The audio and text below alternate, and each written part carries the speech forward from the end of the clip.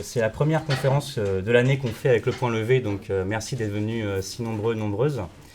On est, pour ceux qui ne nous connaissent pas, un collectif étudiant marxiste révolutionnaire qui est la branche de jeunesse de Révolution Permanente. Et ça fait quelques années maintenant qu'on essaie de se mettre en ordre de bataille pour proposer une compréhension marxiste de la crise écologique et élaborer une stratégie par en bas, par le monde du travail, pour y répondre. C'est dans ce cadre-là qu'on est très heureux d'accueillir ce soir Clément Sénéchal pour son livre « Pourquoi l'écologie perd toujours ?» montre à la caméra, qui expose les impasses et les forfaitures de l'écologie institutionnelle. C'est un livre salutaire par l'éclaircissement qu'il apporte sur ce complexe environnementaliste et les illusions qu'il continue d'entretenir, et aussi parmi les étudiants de Sciences Po sans doute. Et je vous recommande évidemment la lecture, et ça tombe bien parce qu'il y a une réédition qui sort sous peu, le 15 novembre, c'est ça ? En poche, ouais. En poche, avec une postface inédite où tu reviens sur la réception du livre dans l'écologie institutionnelle justement, et avec des réactions parfois gratinées, on aura l'occasion d'y revenir.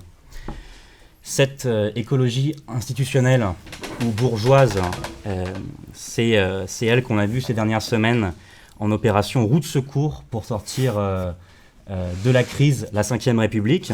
Du côté des Verts, Tondelier a longuement proposé ses services à la Macronie pour aider à stabiliser le régime, aux côtés du PS et du PCF.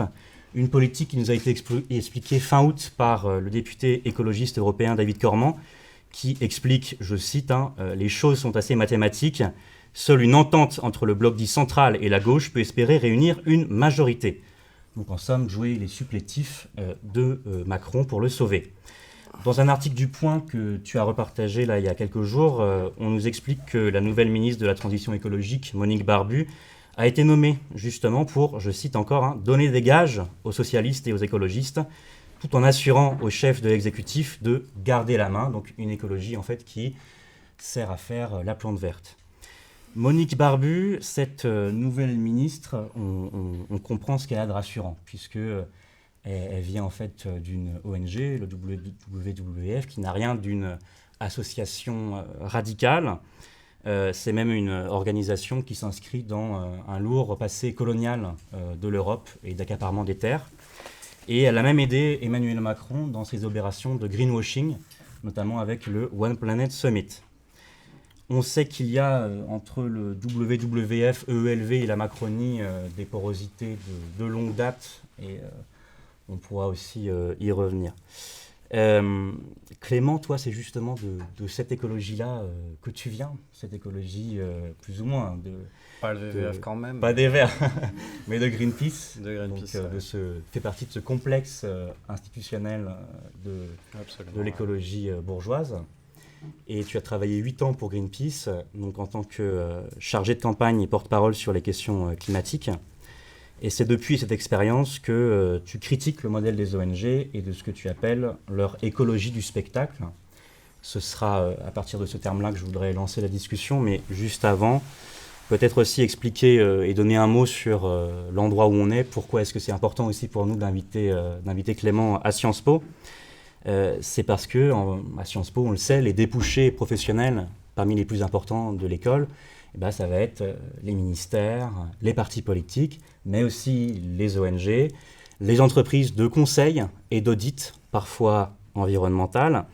Et pour toi, en fait, tout ça sont des maillons qui composent une sorte d'écosystème de l'écologie institutionnelle qui est formé ici à Sciences Po, qui pourrait peut-être avoir le même parcours que toi, mais à qui on pourrait peut-être aussi l'éviter. Et donc c'est aussi ça l'un des enjeux de cette conférence, peut-être aussi placer les premiers courts-circuits, sachant qu'en plus à Sciences Po, c'est un truc qui se développe de plus en plus. Là, dans l'actualité, l'année prochaine, on va avoir une nouvelle école qui va ouvrir ses portes, la Climate School, c'est mis en anglais, l'école du climat. Et telle qu'on nous la présente, elle se propose à former au greenwashing tout un chacun, puisque notre directeur, quand il la présente, les deux premières choses qui lui viennent à l'esprit pour la présenter, c'est de nous dire que On pourra y faire à la fois, je cite, de la finance verte et du management de la transition. Donc, ça annonce la couleur. Dans les écoles d'ingénieurs, depuis quelques années, on voit ce phénomène de désertion. Et c'est peut-être un phénomène qui pourrait s'étendre à d'autres grandes écoles, dont Sciences Po. En tout cas, c'est ce qu'on pourrait espérer aujourd'hui avec des ingénieurs qui refusent de travailler pour l'industrie capitaliste et aujourd'hui de plus en plus pour l'industrie militaire. Et s'il y a du coup justement des étudiants et étudiantes qui sont concernés dans la salle par des cursus du genre de ce qu'on pourra trouver dans la Climate School, mais qui peuvent déjà exister aujourd'hui, voilà, n'hésitez pas à prendre la parole au moment de la discussion, ça pourrait être intéressant.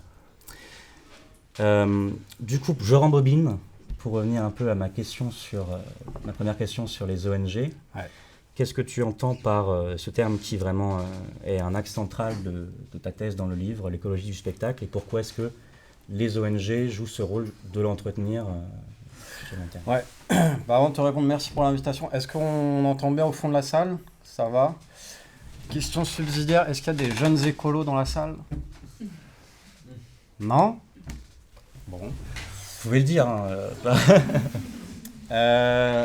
Merci pour l'invitation, merci pour cette introduction et bravo pour l'article que tu as écrit dans la revue Position. Je ne sais pas si vous l'avez lu sur l'écosocialisme, mais c'est hyper intéressant et assez brillant. Donc, je suis content d'avoir cette discussion avec toi.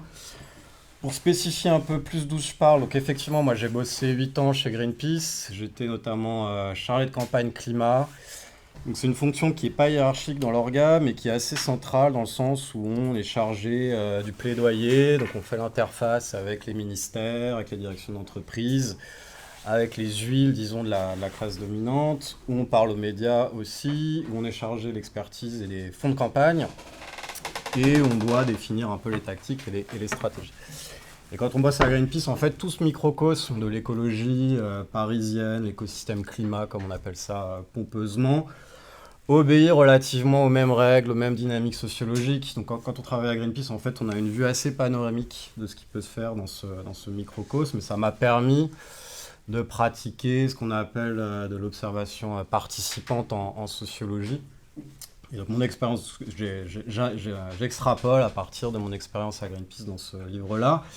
Et la genèse de l'ouvrage, c'est vraiment en 2022, suite à l'élection présidentielle, où vraiment j'ai pu constater que cet écosystème de la société civile organisée, c'est-à-dire en fait de la bonne société, avait pris un malin plaisir à rester absolument passif pendant l'élection présidentielle, alors qu'on est sur des structures qui revendiquent quasiment d'être contre-insurrectionnelles, d'être pacifistes, d'être moulées dans le circuit institutionnel, et dès qu'il y a des voies quand même pour dégager du rapport de force au sein du jeu institutionnel, là encore, elles s'en dégagent habilement.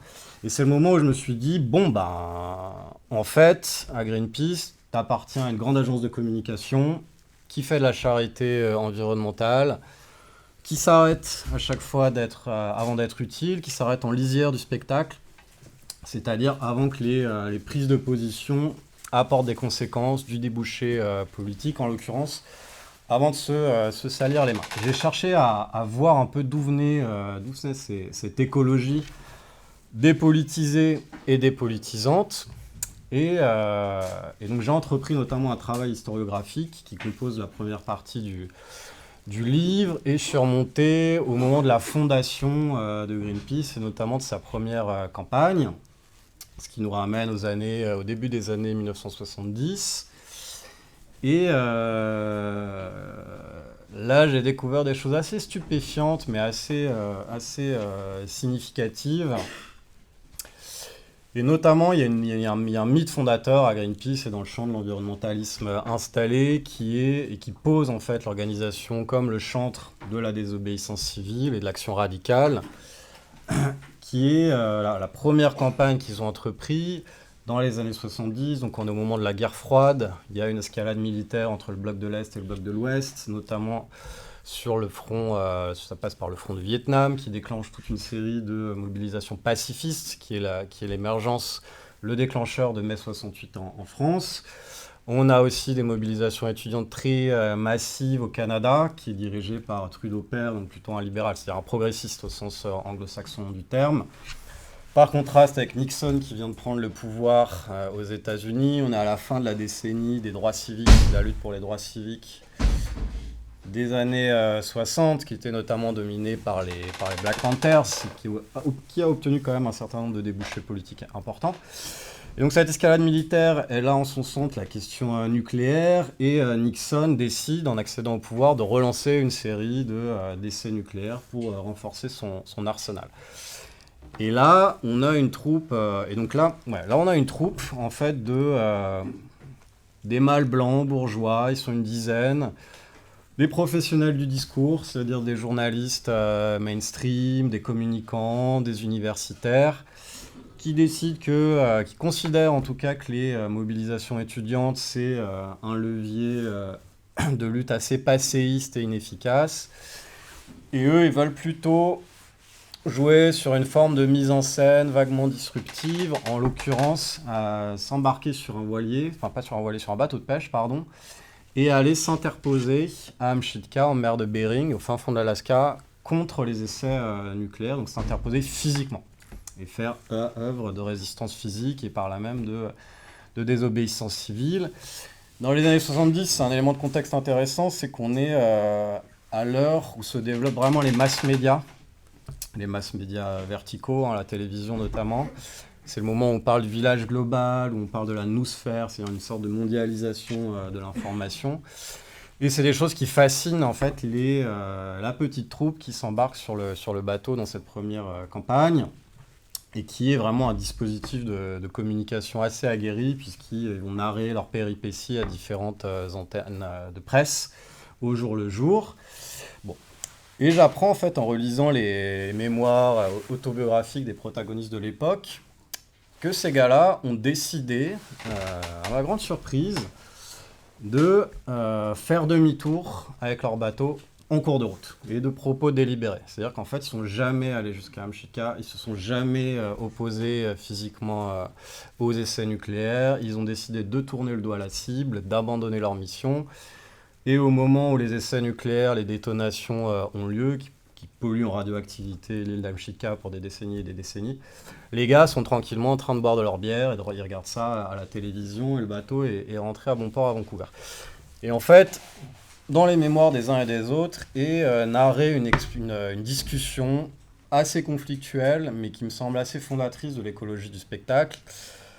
Il y a une partie de l'équipage qui considère qu'il faut continuer. À ce moment-là, ils sont retournés à un point de passage de droit de douane américain, pour s'acquitter de la douane auprès de l'oncle Sam.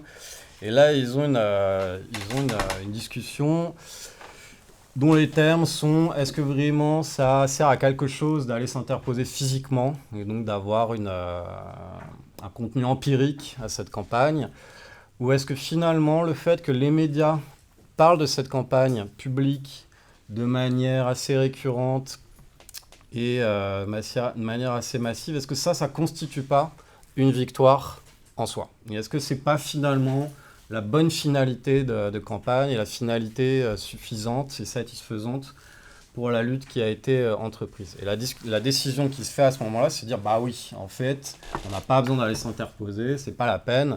Notre campagne a déjà sensibilisé largement le grand public, et c'est bien suffisant comme ça.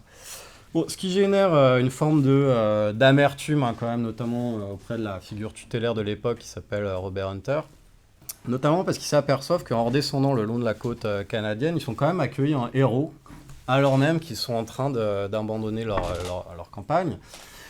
Et donc, ils commencent à se dire, en fait, il n'y a pas vraiment besoin d'avoir une action de terrain délibérée ou une forme de rapport éthique au réel. Il suffit de faire de la communication pour entraîner du soutien, et notamment du soutien populaire.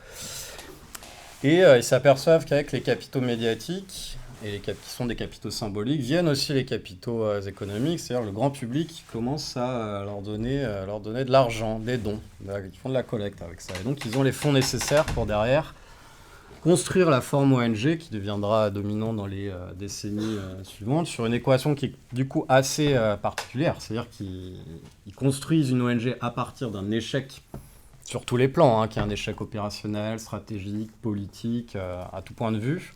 mais ça leur permet de lancer leur ONG.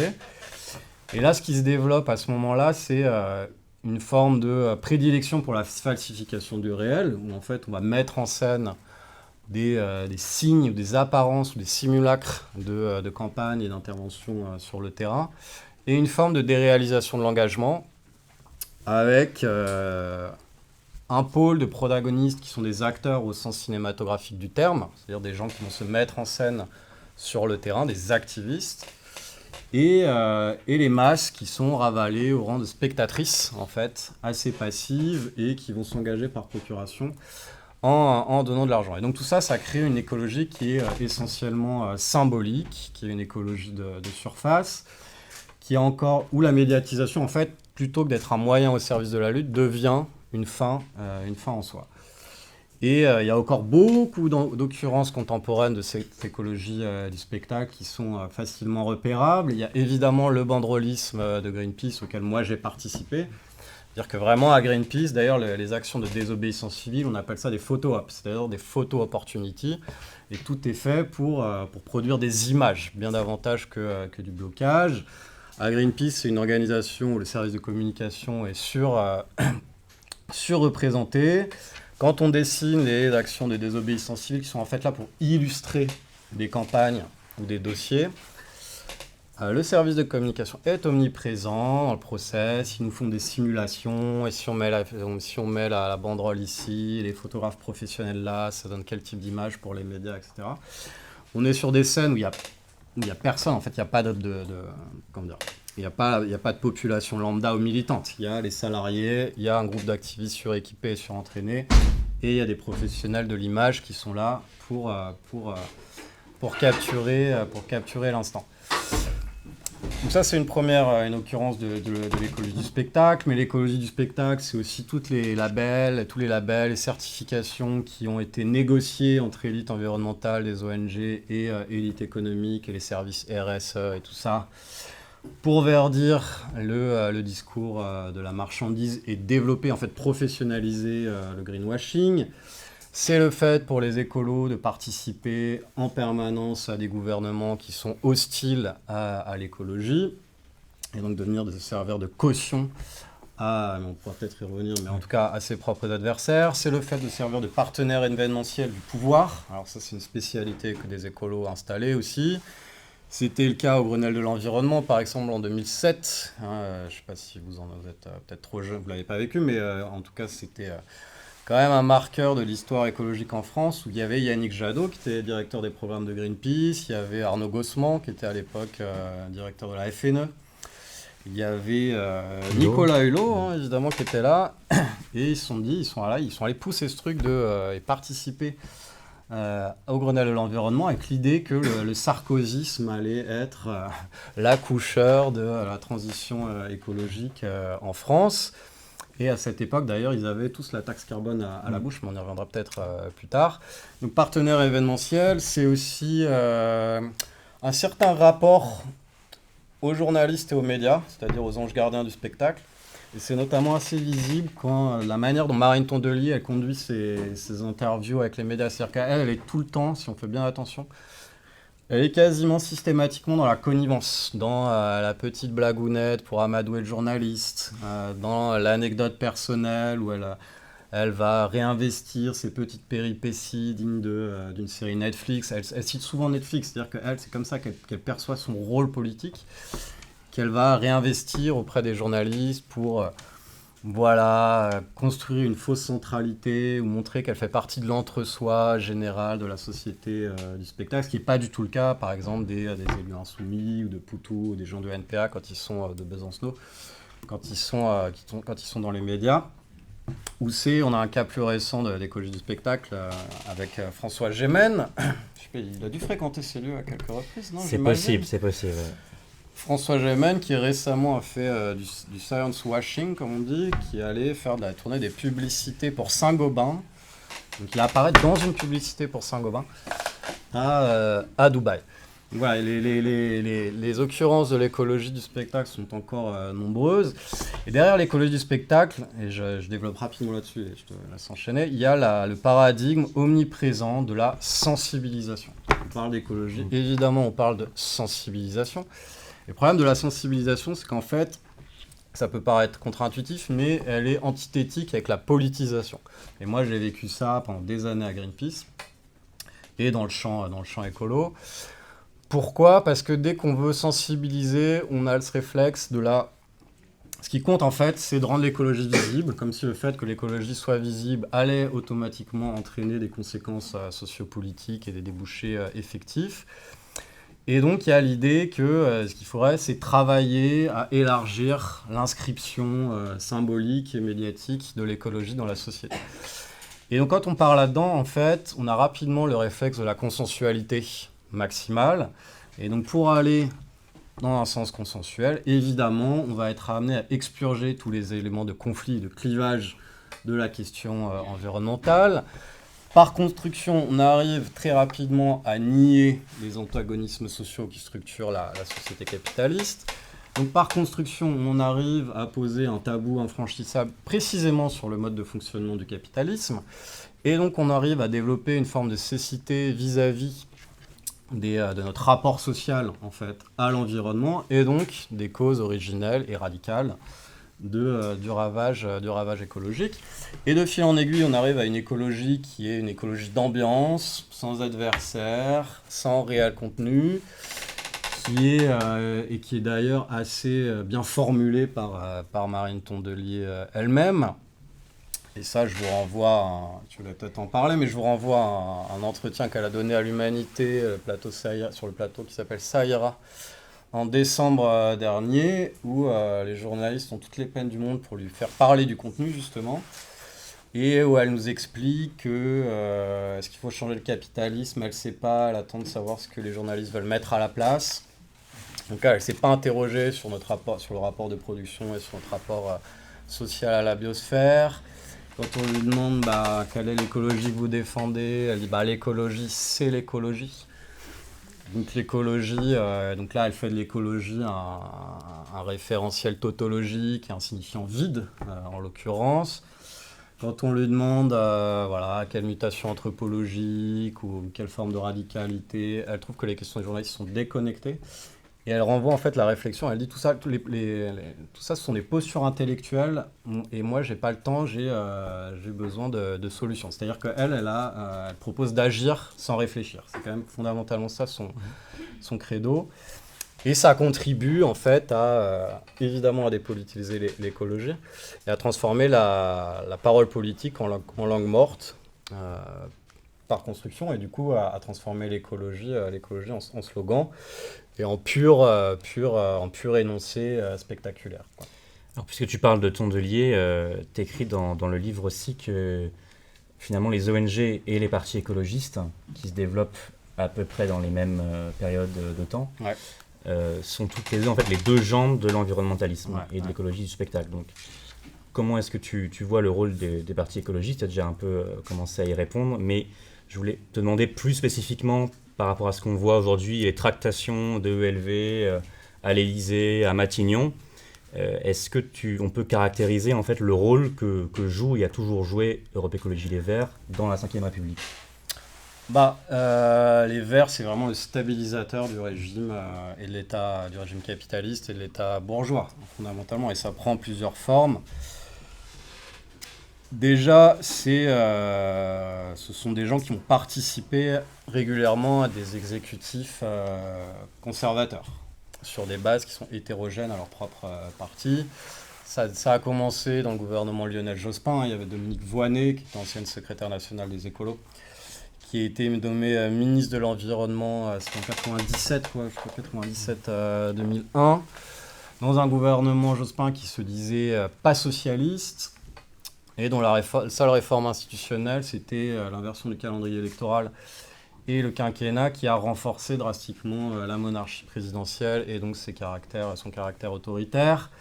C'est les gens qui ont gouverné avec François Hollande, Donc là, il y en a eu beaucoup, hein. Il y a eu Pascal Canfin, qui est un ancien cadre des Verts. Il y a eu Barbara Pompili, ancienne cadre des Verts. Il y a eu Jean-Vincent Placé, ancien dirigeant des Verts aussi.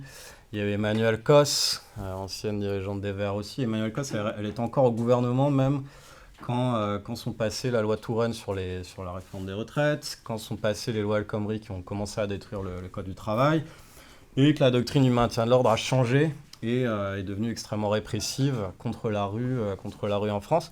Et même le quinquennat Hollande, je rappelle que le gars avait utilisé les lois d'urgence à l'époque, suite aux attentats du Bataclan, pour empêcher, pour entraver le mouvement environnemental. Et notamment, il avait assigné à résidence tout un tas d'écolos, de militants écologistes, pendant la COP21, et il avait prononcé un nombre élevé d'interdictions de manifester à l'occasion de la COP21, ce qui n'avait pas empêché d'ailleurs les ONG comme Greenpeace d'aller participer, déjà de respecter l'interdiction de manifester à l'époque, et d'aller à la COP21, qui était présidée quand même, la COP21, par Laurent Fabius. Laurent Fabius, c'est quand même le gars qui était au gouvernement Mitterrand au moment où il y a eu l'attentat du Rainbow Warrior, c'est-à-dire quand même du navire de Greenpeace qui a laissé un photographe, Fernando Pereira, décédé. Bon, bref. Et François Hollande a été condamné récemment par la Cour européenne des droits de l'homme pour abus de pouvoir sur les assignations à résidence, justement à l'occasion de la COP21. Donc il y a eu ça, il y a eu Cécile Duflot, évidemment, qui était ministre de François Hollande avant de prendre la tête d'Oxfam. Et sous Macron, la même chose. Alors déjà, Macron, il a aspiré tout un tas de dignitaires du WWF qui sont allés remplir les cabinets ministériels. Parmi les plus connus, il y a Diane Simiou, qui bossait à Matignon. Il y a Marine Braud aussi, qui était une épigone de Pascal Canfin au WWF, qui est devenue conseillère à Matignon et à l'Élysée.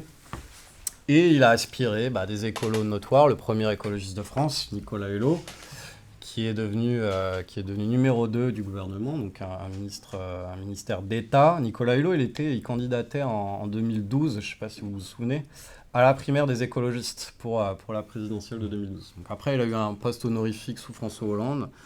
Et ensuite, il est allé gouverner avec Emmanuel Macron. Et assez flexible ou assez conséquent, cohérent, on ne sait pas trop. Après, Nicolas Hulot, quand il en a eu marre de se mentir à lui-même et de nous mentir, ils ont réussi à sortir un autre écolo du chapeau, c'était François de Rugy. François de Rugy, quand il s'est fait pincer sur les trucs de homard, là, derrière, on a eu Barbara Pompili qui a rappliqué au galop. L'acte inaugural le bisoutage, en quelque sorte, de Barbara Pompili, c'était d'enterrer sa propre loi biodiversité qu'elle a fait passer en 2016 sur les néonicotinoïdes. Et l'essentiel de son mandat, ça a consisté à détruire les conclusions de la Convention citoyenne pour le climat, et elle a été assez performante sur ce sujet. On a eu Yann Verling aussi, qui est devenu ambassadeur à l'environnement sous Macron, qui est un ancien dirigeant écolo. On a eu Pascal Canfin, donc, qui est devenu l'homme lige en tout cas le chef de file de la Macronie au niveau européen. Et l'ancien bras droit de Marine Tondelier, qui s'appelle Augustin Augier, a été débauché par la Macronie récemment, puisqu'il est devenu chef du SGPE, donc du secrétaire général à la planification écologique. On voit que c'est un organisme très performant, donc je comprends qu'il ait eu envie d'y aller. Donc, en fait, ils vont monnayer du supplémentam à la classe dominante par l'intermédiaire du sas gouvernemental. Dans un deuxième temps, ils vont aussi monnayer du pouvoir de nuisance vis-à-vis de la gauche de rupture. Et les écologistes, quand même, jouent le rôle assez régulièrement de marginalisation, diabolisation, démonétisation, notamment de la France insoumise. Et ça a été particulièrement marquant, à mon avis, sur la manière dont ils ont nourri les accusations et les procès en antisémitisme à partir du 7 octobre. Donc ça, c'est un premier point. Un deuxième point, c'est comment ils s'inscrivent dans le continuum libéral autoritaire et comment ils prennent régulièrement des positions qui sont contre-révolutionnaires. Alors ça se fait de différentes manières. C'est d'abord lisible dans leur rapport au pouvoir coercitif et au bras armé de la coercition bourgeoise, à savoir aujourd'hui la police, c'est-à-dire l'appareil policier. Yannick Jadot, par exemple, alors des fois c'est en soutien direct. Par exemple, Yannick Jadot, il était à la manifestation factieuse du syndicat policier majoritaire en 2021 devant l'Assemblée nationale, en pleine pré-campagne présidentielle, disons. Je rappelle que Marine Tondelier était la porte-parole de Yannick Jadot à l'élection présidentielle en 2022, quand même, pour se rappeler de sa trajectoire et qu'on ait bien à l'esprit d'où elle vient dans l'écologie.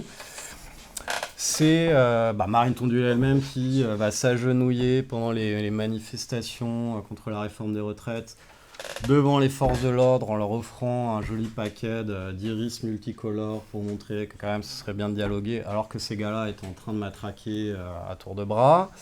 Ou alors ça va être un soutien plutôt indirect, c'est-à-dire que chez les écologistes par exemple, il y a une réticence à prioriser les campagnes contre les violences policières par exemple, ou à interroger le racisme endémique au sein de l'institution. C'est-à-dire qu'il y a quand même cette volonté de ne pas abîmer l'image de l'institution policière. Donc ça va être ça. Une autre forme, ça va être par exemple les appels répétés à l'union nationale, ou aux différents types d'unions, qui sont à mon avis des manières de suspendre la démocratie et qui sont des process absolument fascisants en tant que tels. La dernière manifestation de ça, c'était justement la manifestation assez lugubre du 12 décembre dernier, où Europe Écologie donc, était convoquée par l'aile d'extrême droite de la Macronie, c'est-à-dire Yael Braun-Pivet. Et donc là, on avait nos petits écolos qui marchaient tranquillement, côte à côte, avec les dignitaires du Rassemblement national, c'est-à-dire avec la force politique qui est dépositaire de l'antisémitisme en discours et en actes dans ce pays quand même. Ça leur posait pas de problème. C'est les appels répétés, tu l'as mentionné, à faire alliance avec l'extrême centre pour sauver la République. Et donc en fait, je reviendrai après, mais à mimer en fait, à vouloir importer ce que font les Grünen au niveau allemand, c'est-à-dire faire des gouvernements de grosses coalitions. Grosse coalition, je sais pas très bien à quel accent il faut le dire, mais la grosse coalition avec les macronistes, quitte à s'aborder le programme, c'est-à-dire vraiment à se débarrasser du programme, ce qui est un autre trait de l'écologie du spectacle. Et Marine Tondelier, elle le dit régulièrement. Hein. Moi, j'ai jamais dit que c'était le programme, avec le programme, tout le programme. Elle s'en fiche un petit peu de ça.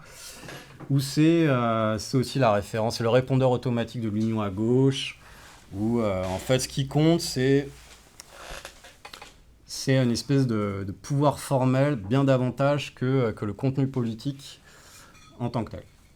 Donc voilà, c'est toute la rhétorique de l'union. C'est aussi la tendance à distribuer des leçons de morale et de leçons de maintien aux groupes minorisés et en fait à discréditer les affects révolutionnaires, à commencer par la colère en tant que telle. Alors ça, c'est par exemple les appels au calme systématiques à chaque fois qu'il se passe quelque chose dans les quartiers racisés. C'était assez sidérant, notamment après l'assassinat du jeune Naël. Ça va être la manière d'infantiliser aussi les fractions de la classe ouvrière, par exemple, par la douceur. Par exemple, Marie Toussaint, elle avait thématisé toute sa campagne sur la douceur des européennes. Et elle disait, ce qu'il y avait derrière, elle avait dit même dans son discours de campagne inaugural, elle disait, à la vérité, en bas, on sait se tenir. Il y a vraiment un revival de Madame de Sévigné, des bons pauvres qui restent à leur place et qui sont polis et qui ne débordent pas des cadres, où ça va être typiquement la manière dont Marine Tondelier, elle va infantiliser en permanence le flanc radical au sein de l'écologie. Quand elle est interrogée, par exemple sur France Inter, qu'on lui dit « Qu'est-ce que vous pensez des écolos qui ont des moyens plus radicaux pour faire avancer la lutte ?» Sous-entendu, est-ce que vous condamnez ? Elle dit, sa réponse c'est oui, ce sont des jeunes qui paniquent et qui ont envie de hurler. C'est pas, évidemment, ça ne peut pas être des gens lucides et conséquents dans leurs moyens d'action. Et elle représente l'écologie mûre, maternelle, qui permet de stabiliser correctement la cause environnementale. En parlant de stabiliser, c'est aussi la rhétorique permanente de la stabilité. Je pense que c'est ça à quoi tu faisais référence dans ta question. Donc c'est le discours permanent de la stabilité, et c'est effectivement cette propension à venir relégitimer Emmanuel Macron et le bloc bourgeois, même quand il est en échec dans son propre circuit institutionnel. Donc elle a fait ça au moment de la chute de Barnier, au moment du passage de témoin avec François Bayrou. Là, ils allaient, avec Cyrielle Châtelain, grenouiller à l'Élysée, nous expliquant que Macron avait compris les choses, que ça y est, il était en échec, qu'il allait changer de politique et tout ça. Ensuite, ils sont allés grenouiller avec François Bayrou. Enfin, elle n'a jamais été capable de nous expliquer pourquoi c'était utile tactiquement de faire ça, si ce n'est que, voilà, on était des adultes, il faut quand même réussir à se parler dans ce pays. Et donc, elle incarnait ça, voilà, cette réconciliation dans le dialogue environnemental et politique. Elle a refait le même sketch récemment, à la chute entre le passage de témoin Bayrou, Le Cornu, et elle a gagné le Cornu 2.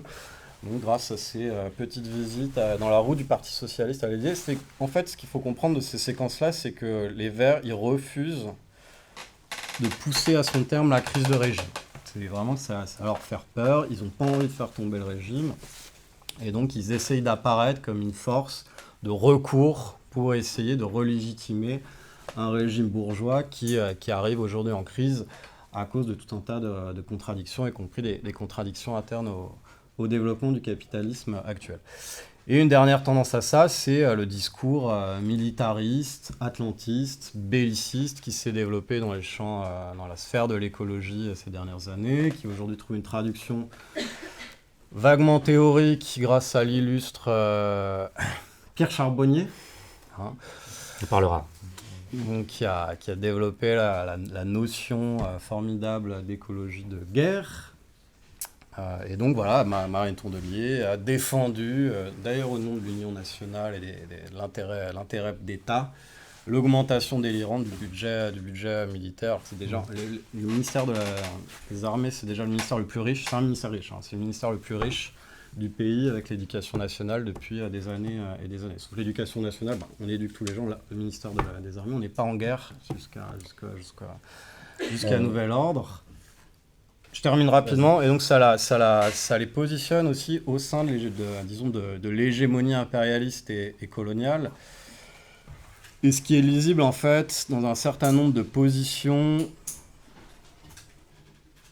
vis-à-vis notamment des musulmans, et on l'a vu sur les balbutiements à propos de Gaza.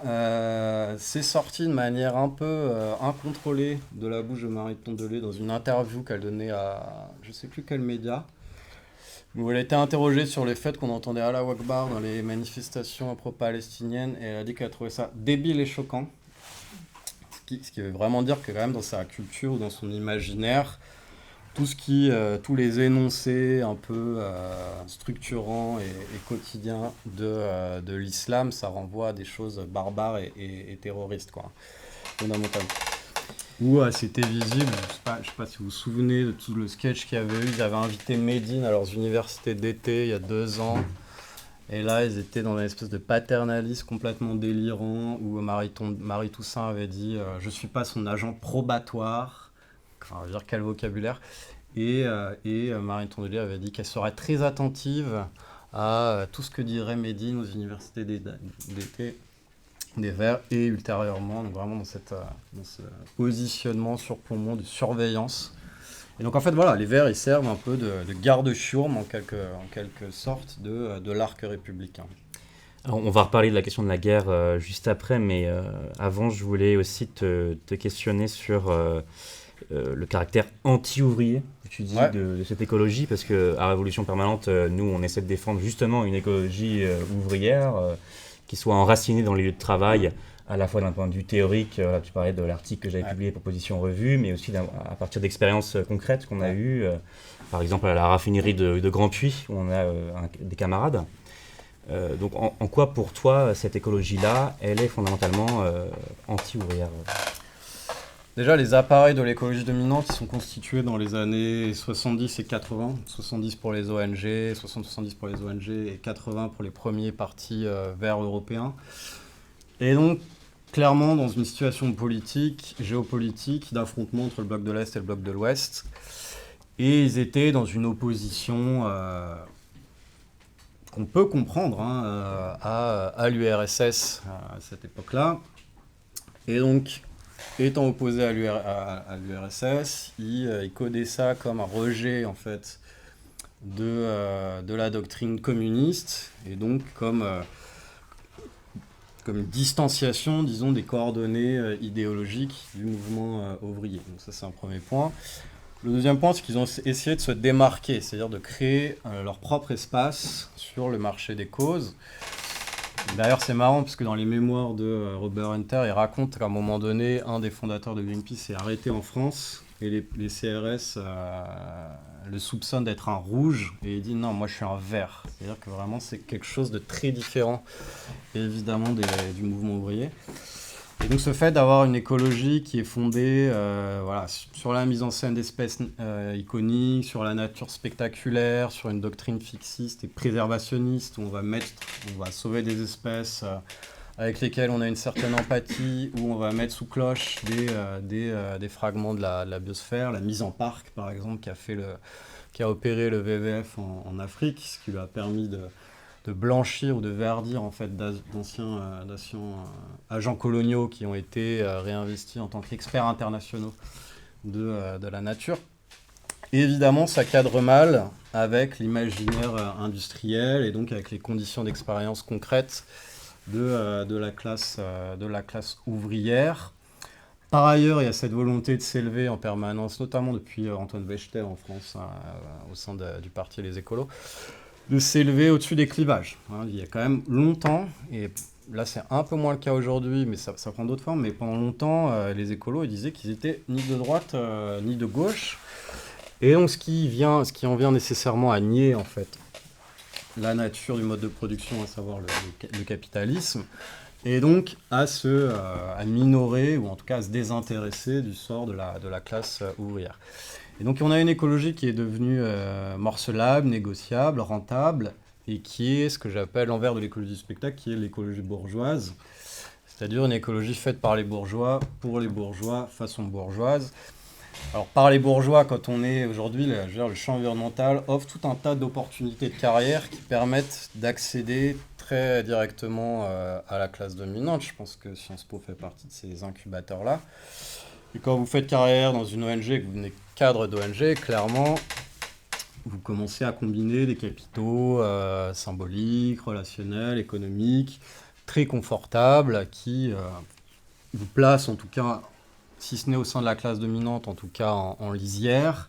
Quand vous êtes directeur d'ONG, ou quand vous êtes Monique Barbu, ou Jean-François Julliard, le directeur de Greenpeace, pour dire simplement, vous avez beaucoup plus intérêt à ce que Macron, aux politiques fiscales de Macron, qu'à celles de Mélenchon. Donc vous faites quoi? Vous votez Yannick Jadot, parce que vous savez très bien ce que ça veut dire derrière, ça veut dire voter Emmanuel Macron.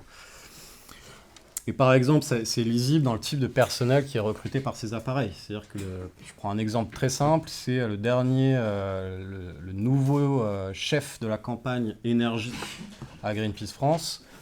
C'est un gars qui a bossé pour le service d'information du gouvernement sous Emmanuel Macron et qui ensuite a travaillé chez Publicis. Donc en fait, l'expert de la société civile, c'est quelqu'un qui est en capacité de s'insérer dans les réseaux mondains du pouvoir et à faire l'intermédiaire entre le secteur des affaires publiques et le secteur privé. Ensuite, pour les bourgeois, déjà c'est théorisé en interne, c'est-à-dire que dans le champ environnemental, l'audience cible de prédilection, c'est ce qu'on appelle les stabilisateurs. Et donc le stabilisateur, c'est un persona, un idéal type, et qui renvoie grosso modo à des ménages qui sont bien insérés dans la société capitaliste, qui ont des revenus très supérieurs à la moyenne, et qui détestent les excès. Du capitalisme, certes, mais aussi de la lutte anticapitaliste. Et donc qui, en fait, grosso modo, ont des convictions de gauche et des intérêts de droite, ce qui leur permet de financer des ONG, ce qui en fait une population solvable, et qui joue le rôle d'agent coagulant de l'ordre établi. Mais quand je discute, donc ça c'est côté ONG, quand je discute avec les écologistes, parce que des fois ils me parlent, ils admettent très bien que ils sont globalement d'accord avec moi sur le fond, c'est-à-dire qu'il faut quand même plutôt travailler à la rupture qu'au statu quo. Ça tombe sous le sens, mais eux, ils ont un problème, c'est que leur vivier électoral, c'est les bourgeois blancs de centre-ville hein, et de métropole fondamentalement. Donc une population qui est beaucoup plus sensible à la nuance, au gradualisme et ce genre de choses. Donc c'est assez ces poches électorales de niche qui s'adressent en premier lieu. Après, comment on s'adresse à eux? Il suffit de regarder quel genre de demande ou de réforme de paradigme a mis en place l'écologie dominante ces dernières années, qui est en fait une écologie libérale, voire néolibérale, qui a participé à affermir l'extension du capitalisme. Et donc, ça va être le principe pollueur-payeur, qui va se traduire par des taxes régressives sur la consommation populaire. Donc, principe pollueur-payeur, si vous avez de l'argent, vous avez le droit de polluer, fondamentalement. Donc, les taxes régressives, ça va être la taxe carbone, hein, ces taxes qu'on appelle des taxes pigouviennes. Et la taxe carbone qui va peser en proportion du revenu beaucoup plus sur les classes populaires que sur les classes aisées. C'est-à-dire que tous ces correctifs pigouviens sur la consommation de carbone, en fait, ils sont complètement indolores pour les classes supérieures, alors qu'ils pénalisent économiquement fortement les classes modestes. Alors même que les classes modestes ont une empreinte carbone qui est massivement moins élevée que les classes supérieures. Donc on fait payer les pots cassés de la crise climatique par les riches, on les fait payer aux plus pauvres. Et ça, c'était une mesure qui était défendue, encore une fois, c'était l'alpha et l'oméga du Grenelle de l'environnement, donc de tous ces gens-là, Yannick Jadot, Nicolas Hulot et consorts. Donc c'est ça, c'est les engagements volontaires des grandes entreprises, hein, où là on va négocier encore une fois des engagements de papier avec le service RSE des grandes multinationales, ce qui va contribuer à conférer aux multinationales le pouvoir de fabrication de la norme et donc accélérer le processus de néolibéralisation de l'économie, où déjà en fait on avait un secteur économique qui à partir des années 1970 a commencé à vouloir s'émanciper de la direction normative de l'État, et donc à poser la supériorité du marché. Et là, grâce aux engagements volontaires, on a des entreprises, un capitalisme à visage humain en quelque sorte. Donc ils ont ça renforce l'autorité symbolique du marché.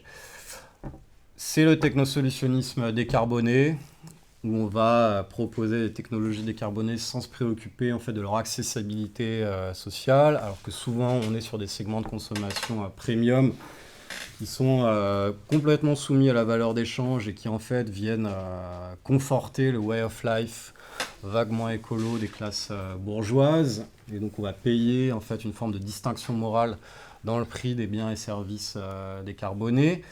C'est l'écologie métropolitaine qui crée de la gentrification sociale à tour de bras. J'en termine par là peut-être, c'est l'éco-citoyenneté morale, des éco-gestes, voilà, qui permettent d'individualiser complètement le problème, de créer de l'impuissance collective. Les éco-gestes, l'empreinte carbone individuelle, c'est un truc qui a été créé par la British Petroleum en 2004, quand même, avec une agence de conseil. Parce qu'ils cherchaient à invisibiliser les causes structurelles du réchauffement climatique et donc la responsabilité des acteurs dominants, à savoir les gouvernements et les multinationales. Heureusement, coup de chance, on a eu en France l'association des colibris de Pierre Rabhi et Cyril Dion qui nous ont bassinés avec le chacun fait sa part et donc ont contribué à cadrer la question environnementale d'un point de vue individualiste. Et on a aujourd'hui toutes les ONG, vous allez sur leur site, ils vous proposent tous de calculer votre empreinte carbone individuelle, ils vous proposent des petits gestes du quotidien pour la planète, et ils défendent sur le plan politique le miroir de ça qui est la politique des petits pas. Voilà. Et façon bourgeoise, donc façon bourgeoise ça veut dire d'après les modes d'intervention autorisés par la classe dominante dans l'espace public, à la fois le plaidoyer. On va sensibiliser les ministres macronistes, hein, parce qu'ils ne sont pas bien compris quand même le problème climatique. On va sensibiliser les directions d'entreprise, on va sensibiliser les administrations, où c'est le happening récréatif et inoffensif dans l'espace public et ce qui mène à une écologie de la modération, de la pondération, de la compensation qui est assez bien explorée par Jean-Baptiste Comby, qui est un sociologue qui a écrit un essai assez stimulant qui s'appelle Écolo mais pas trop et qui, c'est aux éditions Raison d'agir, et qui parvient à peu près aux mêmes conclusions que moi, mais par des terrains et des modes d'analyse un peu différents. Et donc évidemment, c'est une écologie, je termine, qui crée déjà de la violence économique, mais aussi de la violence symbolique et de la dépossession vis-à-vis des classes populaires. Alors tu as déjà amorcé ce sujet-là, mais tu disais que voilà, c'était aussi une écologie qui essayait de désactiver en fait la colère, les antagonismes sociaux qu'il pouvait avoir au cœur de la société capitaliste. Et en prenant la douceur, là, ce que tu disais, ça a été toute la campagne de Marie Toussaint. Et on peut même revenir plus tôt, il y avait Eva Joly, quand elle était candidate à la présidentielle, qui avait proposé de supprimer le défilé du 14 juillet. Donc il y a une sorte de tradition pacifiste, plus ou moins, chez Europe Écologie Les Verts. Et un paradoxe arrive aujourd'hui parce que Europe Écologie Les Verts s'est positionné comme les défenseurs du réarmement de l'Europe et de l'arme atomique. Aujourd'hui aussi en nous vendant une remilitarisation qui pourrait être écolo. Donc on essaie de savoir comment faire des bombes décarbonées et au commerce équitable.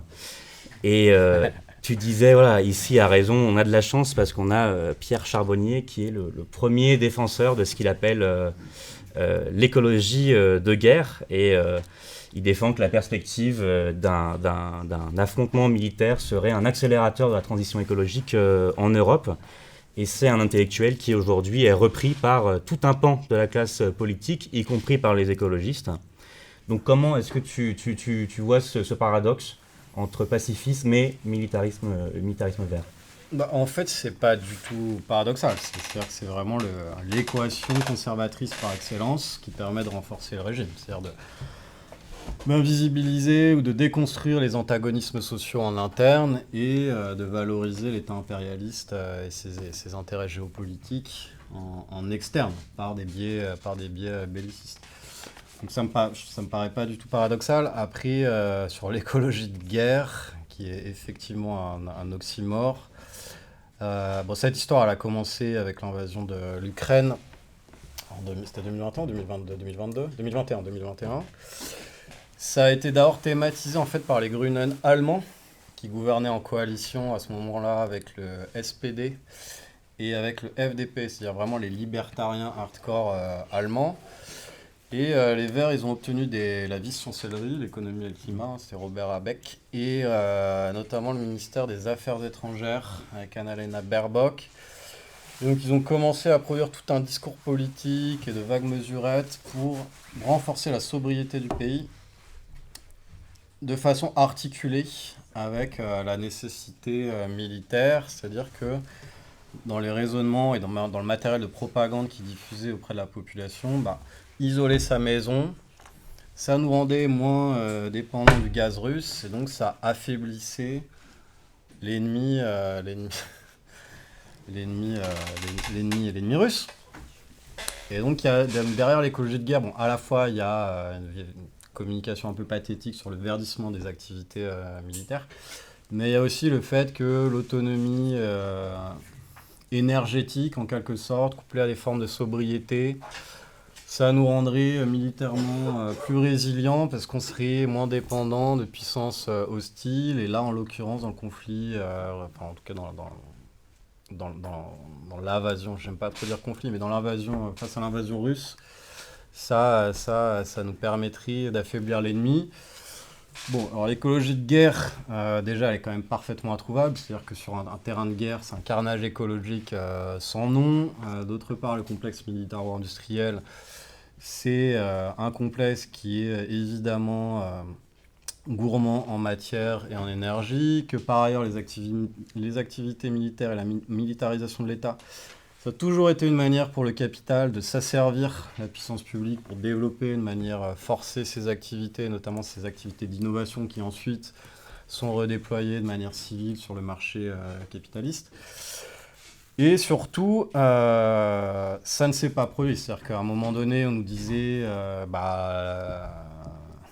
la sobriété énergétique, voilà, on va couper les vannes russes, donc ça va nous pousser à faire un effort au niveau des États européens. C'est pas du tout ce qui s'est passé, il y a juste eu un effet de substitution, c'est-à-dire que le gaz russe a été remplacé par du gaz naturel liquéfié américain qui a relancé la production d'hydrocarbures sales et notamment extrait de gaz de schiste, qui a fait de Biden le recordman de la production d'hydrocarbures dans l'histoire des États-Unis.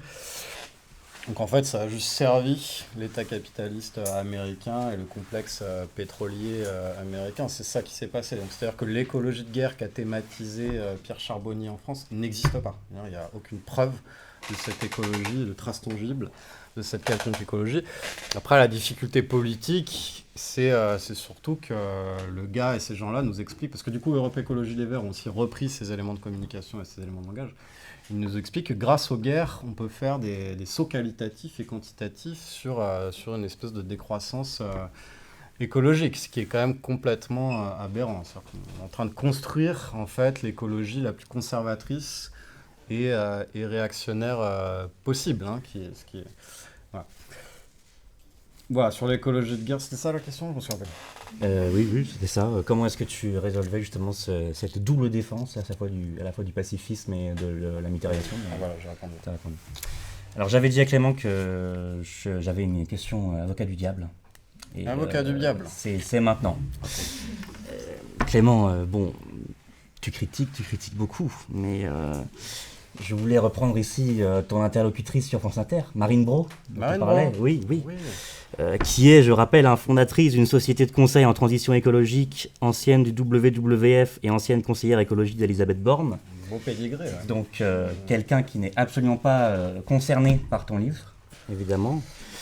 Et elle te disait, est-ce que tu pourrais pas, s'il te plaît, voir le verre à moitié plein, plutôt que de le voir à moitié vide? La Convention citoyenne pour le climat, par exemple, on a eu quelques mesures, non? Il y a des mécanismes de marché aussi, la compensation carbone, le crédit carbone, c'est des avancées.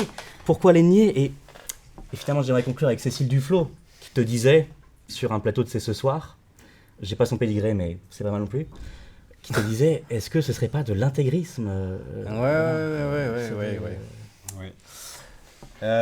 Ouais. Non, mais pour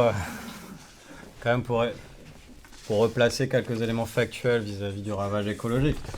Ça fait un demi-siècle qu'on a cette écologie bourgeoise de technocrates et de capitalistes, et des négociations climatiques, et les émissions mondiales n'ont juste pas commencé à réduire. On a une production d'hydrocarbures qui continue d'augmenter, il n'y a pas de mystère.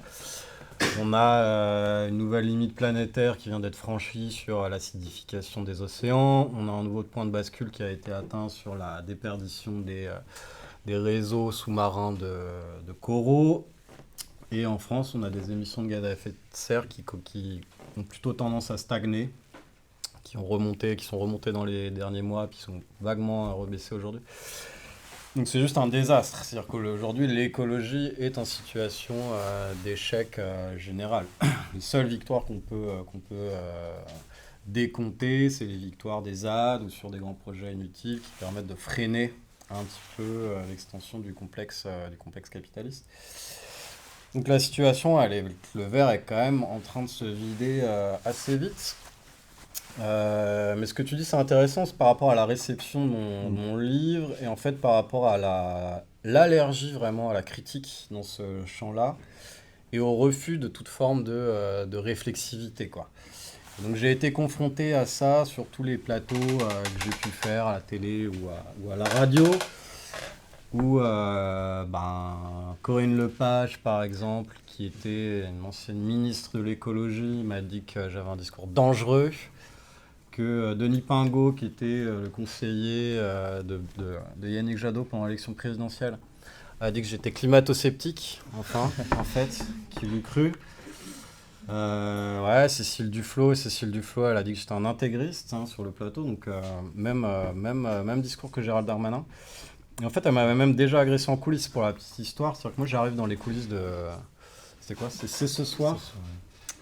Elle me dit ça va, Clément Sénéchal? Je dis parce qu'on s'était quand même un peu croisés vu qu'elle était la chef d'Oxfam, donc au moment où j'étais à Greenpeace. Je dis oui, ça va. Et vous, Cécile Duflot?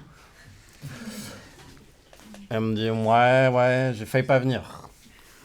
Je dis, je sais pas pourquoi, ça va pas. Et elle me dit, non, ton livre, là. Donc là, je dis, oui, c'est bien, on va pouvoir en discuter en plateau, je pense que ça va être l'objet du débat. Et elle me dit, non, ça se fait pas, c'est un problème de comportement.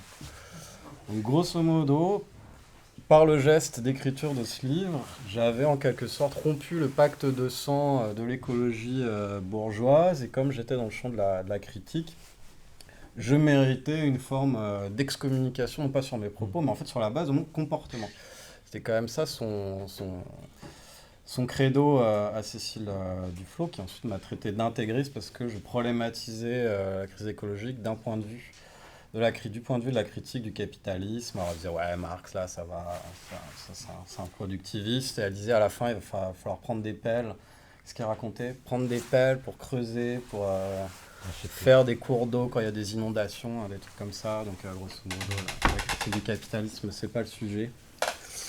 Donc voilà, et j'ai eu tout un tas. Et en fait, ce qui était marquant, c'est que sur chaque plateau de débat où j'avais évidemment face à moi des tenants, des protagonistes de l'écologie bourgeoise, on me ressortait le même élément de langage, c'était le grand soir. Dès qu'on commence à critiquer le capitalisme ou adopter un point de vue insurrectionnel ou révolutionnaire, en face, il sortait l'argument du grand soir, qui est une manière pour eux de folkloriser en fait une quelconque rupture dans l'ordre social et qui traduisait, je pense, l'espèce de panique bourgeoise qu'ils ont, qui est que un jour ou l'autre, leur propre cause puisse mener à des conséquences réelles. C'est-à-dire qu'ils ont peur, en fait, en tant que classe sociale dominante, des conséquences potentielles de leur propre cause, et donc ils m'opposaient à chaque fois, le grand soir, qui était une manière d'invalider les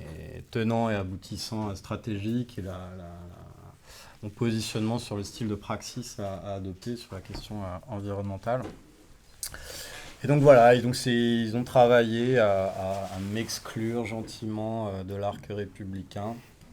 Et donc c'était intéressant pour voir comment fonctionnait la société du spectacle aussi, parce que moi j'étais invité. En général, la stratégie, c'était... Bon, les journalistes trouvaient qu'il y avait du vrai dans mon livre et tout ça, donc ils m'invitaient. Moi, j'étais le point de polarisation, mais en général, j'étais vraiment seul contre tous. Donc leur stratégie, c'était de m'entourer, vraiment de me cerner par tout un tas de guignols qui annonçaient les mêmes trucs, les 50 nuances d'écologie, complémentaires, les petits pas, machin. Et pour quand même qu'in fine, je sois en position de parole minoritaire, disons. C'était ça, c'est comme ça que fonctionne le dispositif vis-à-vis des paroles hétérodoxes. Mais j'en reviens dessus, dans la post-phase du bouquin. Je reviens sur la réception qui, pour moi, a été un épisode de l'écologie bourgeoise en tant que tel. C'était une belle mise en abîme des thèses, une mise en abîme en direct des thèses qui sont contenues dans le livre. Bon, du coup, on a bien passé au crible l'écologie bourgeoise. Mais est-ce que maintenant, tu pourrais aussi présenter quel est l'horizon politique que toi tu proposes, donc plus en positif? Quelles sont les bonnes manières de faire de l'écologie et de promouvoir l'écologie, selon toi, sachant que, voilà, on en parlait avec l'intervention de Tondelier à l'UMA, qui, elle, veut une écologie sans adjectifs. Donc, quel serait, je sais que tu aimes beaucoup les adjectifs, peut-être un côté intégriste un peu, mais quels sont les adjectifs que tu mettrais derrière écologie et voilà, que serait en fait l'alternative à l'écologie bourgeoise? Clairement, c'est l'écologie anticapitaliste. C'est-à-dire qu'il n'y a pas d'écologie aujourd'hui qui est compatible avec le mode de production capitaliste et l'ordre social et le régime politique qu'il crée autour de lui. Faut que je développe ça? Grosso modo, le capitalisme, tout le monde sait ce que c'est. C'est un rapport social de production qui est fondé sur la propriété lucrative, donc sur la propriété privée des moyens de production. Donc, ce qui met en mouvement le process de production, c'est la perspective d'un profit, d'une plus-value accaparée par le détenteur des moyens de production, qui s'actualise par l'intermédiaire de la marchandise. Dans la marchandise, il y a 3 facteurs de production principaux. Il y a du travail humain, il y a du savoir et des technologies, matérielles ou immatérielles, et il y a des matières premières. Et les matières premières, elles ne tombent pas du ciel, ce sont des fragments de la biosphère qui sont digérés dans le processus de production et qui sont aliénés. Or, le fait est que comme la valeur s'actualise par l'intermédiaire de la marchandise, les capitalistes sont amenés pour constituer de la valeur à démultiplier en permanence les débouchés de la marchandise et donc à créer en permanence de nouveaux marchés. Et ça s'obtient soit par des innovations qui sont et la multiplication en fait des besoins artificiels, soit par l'obsolescence programmée qui nous incite à remplacer en permanence les biens et les services matériels dont on bénéficie. Il y a des concepts marxistes assez intéressants, contrairement à ce que dit Cécile Duflot, pour bien comprendre le ravage écologique aujourd'hui. Il y a notamment la question de la baisse tendancielle du taux de profit. C'est-à-dire quand vous êtes un capitaliste, que vous ouvrez un marché, vous êtes d'abord en situation monopolistique, donc c'est très rentable, puis des concurrents viennent, qui mettent des modes de production qui sont compétitifs, donc le taux de profit se réduit, donc vous êtes poussé à produire de nouvelles innovations, de nouveaux besoins artificiels en permanence. Et tout ça débouche aussi sur ce que Marx appelle l'anarchie dans la production. Grosso modo, au final, on produit tout et n'importe quoi simplement pour garantir et soutenir le taux de profit. Et donc quand Marx il dit que le capital épuise de choses les travailleurs et la terre, oui, c'est le b.a.-ba en fait du ravage écologique actuel. Donc il n'y a pas d'écologie possible dans le cadre du capitalisme. Toute forme d'écologie ou prétendue écologie qui se déploierait dans ce cadre-là, soit du greenwashing, soit ça aboutit à une domination de classe additionnelle, comme on l'a vu par exemple sur les mécanismes de crédit carbone, de compensation, de droits pollueurs-payeurs, de valorisation symbolique de certaines consommations, etc. Donc nécessairement la lutte environnementale, elle passe par la destruction du capital et donc par la lutte des classes. Et donc elle a son programme est assez simple, c'est d'unifier les classes laborieuses et donc le bloc populaire, ce qui nécessite d'avoir une écologie décoloniale et antiraciste, parce que le racisme, d'avoir une centralité quand même de l'antiracisme dans la lutte environnementale, le racisme, ça reste quand même le levier, la carte majeure qui est jouée par le bloc bourgeois pour disqualifier, en tout cas pour fragmenter les classes laborieuses et le bloc populaire. Grosso modo, le racisme, il est utilisé par le bloc bourgeois pour